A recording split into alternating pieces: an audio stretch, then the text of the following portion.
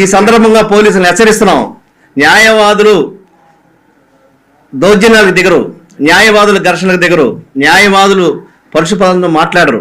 మాకు మాట్లాడాల్సినటువంటి పరిస్థితులు పోలీసులు కలగజేస్తున్నారు. తస్మాత్ జాగ్రత్త.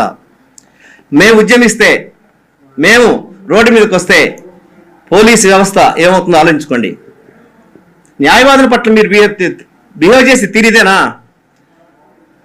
చొక్కా పుచ్చుకుని లాగుతారా? అంత ధైర్యమా?